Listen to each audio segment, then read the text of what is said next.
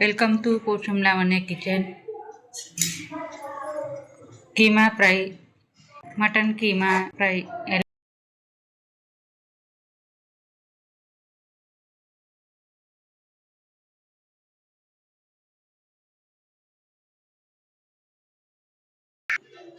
Stove వెలిగించుకోవాలి.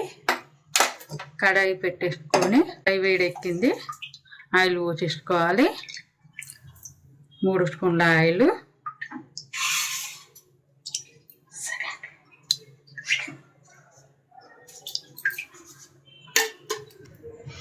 Oil వేడెక్కింది, జీలకర్ర, అలాగే ఉల్లిపాయలు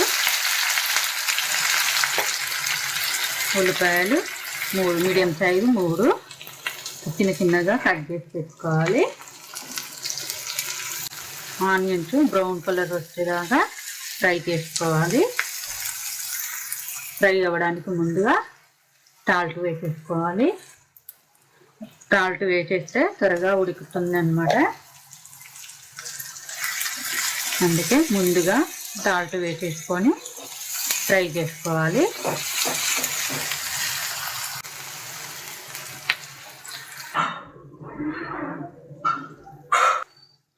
ఆనియన్స్ బాగా ఫ్రై అయింది.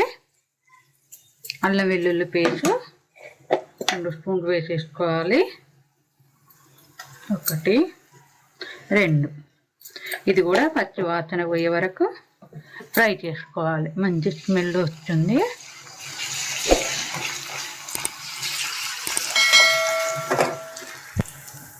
అల్లం వెల్లుల్లి కూడా మంచి స్మెల్ వస్తుంది. 1/2 టీ స్పూను పసుపు. ఇది కూడా ఫ్రై అయిన తర్వాత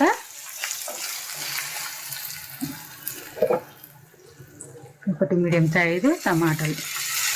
మనం కూరగాయలల్లో కానీ నాన్ వెజ్లో కానీ టమాటాలు లేని కూడా వంట చేయం కాబట్టి 1 మాత్రం వేసేసుకోవాలి.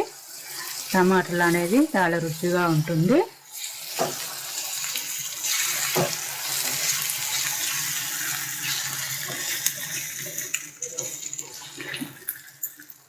ఇప్పుడు దీంట్లో కీమా వేసేసుకోవాలి.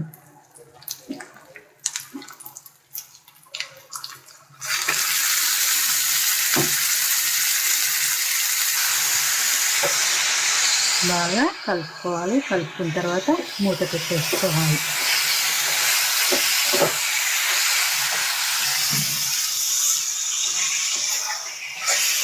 ఈ నాన్ వెజ్లో ఆయిల్ వేసుకోవడానికి ఎక్కువ పడుతుంది కాబట్టి కంపల్సరీగా ఎక్కువనే వాడుకోవాలి.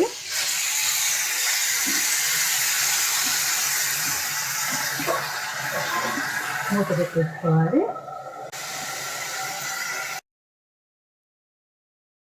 ఆయిల్ అంతా పైకి తేలింది.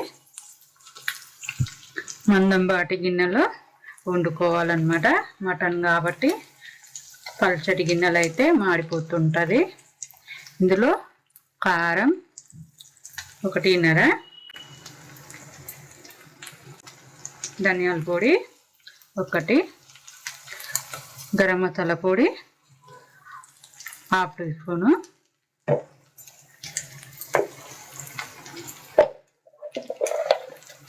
ఉప్పు సరిపడా టేస్ట్కు వేసుకోవాలి. ముందు వేసాం కదా, కొద్దిగానే వేసుకోవాలి.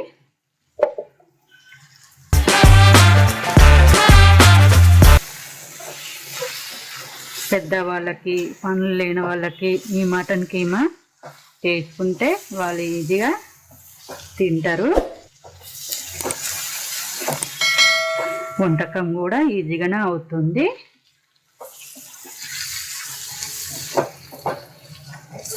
చపాతీలకు కూరలకు కానీ చాలా బాగుంటుంది. వేసేసుకోవాలి.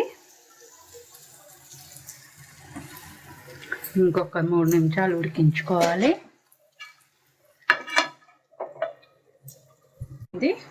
మళ్ళీ ఆయిల్ బాగా తేలింది. మటన్ ఉడికినట్టుగా తెలుస్తుందన్నమాట.